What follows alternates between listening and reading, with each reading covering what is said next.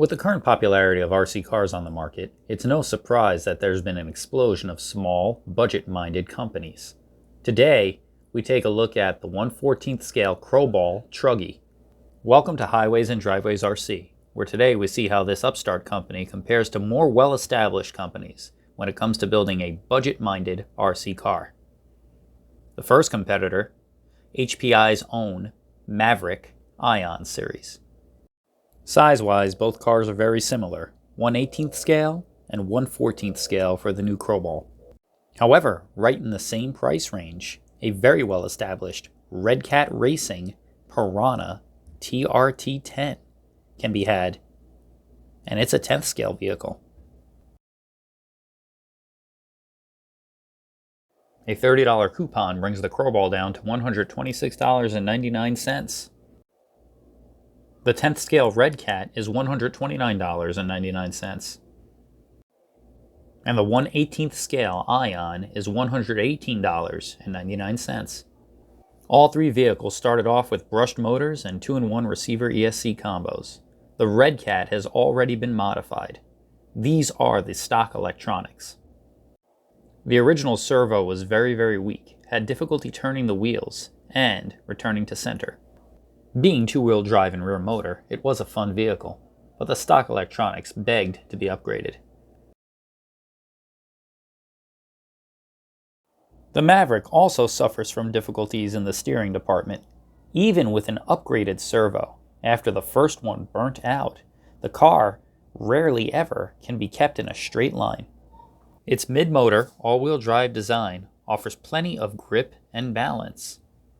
And the 380 size motor offers adequate performance, even with the provided nickel metal hydride battery. The Croboll seems to provide excellent fit and finish on an aluminum chassis.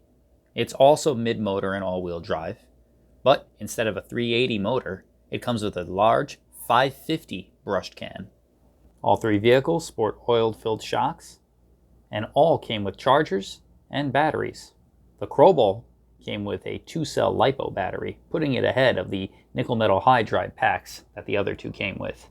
It also came with a ton of accessories, like a second set of stickers and duplicates of components that often take a lot of wear and damage.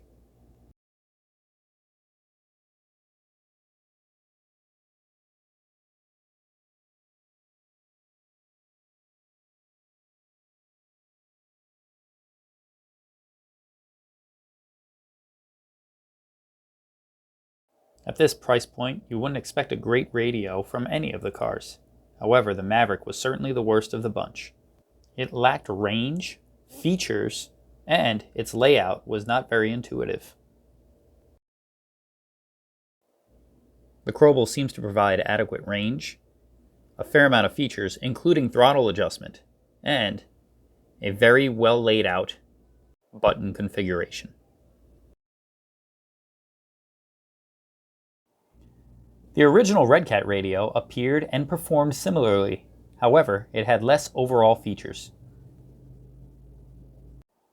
Speed testing the Croboll proved to be a pleasant surprise with the provided 2S LiPo pack.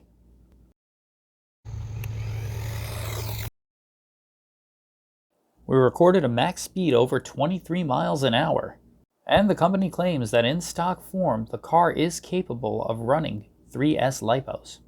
For comparison's sake, the Piranha, while running 2S LiPos and upgraded to Traxxas XL5 electronics, only managed 22.3 miles per hour.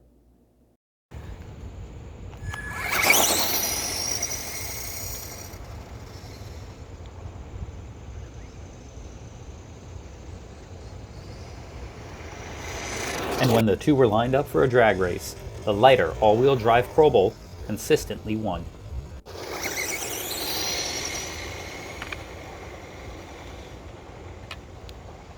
This budget RC is quite impressive.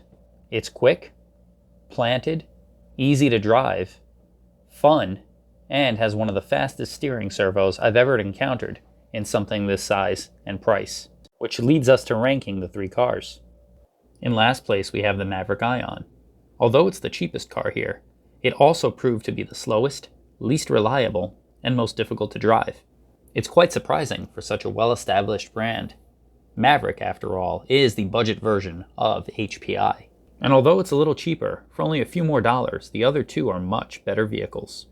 The Redcat Piranha has a lot going for it. For starters, there's its 1/10 scale size. It being two-wheel drive makes it a blast to drive around, and its rear motor layout makes it easy to work on. Redcat is also a very well-established company, and parts are easy to come by. That said, upgrades were a must to make it competitive in this group. It has one of the worst steering servos I've ever encountered, and it really needs the 2S LiPo to kind of wake it up. For this reason, it's landed in second place in our group. Croboll's put together a great package, with nice styling, quick precise turning, and all-wheel drive grip.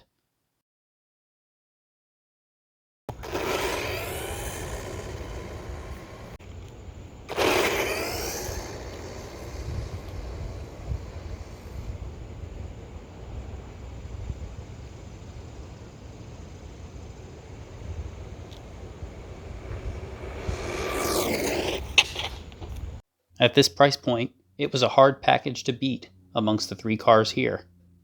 It's for that reason it ranked first in our test, and we'd happily recommend it as a beginner RC. We look forward to using it again on the channel. This has been Highways and Driveways RC. Thanks for watching.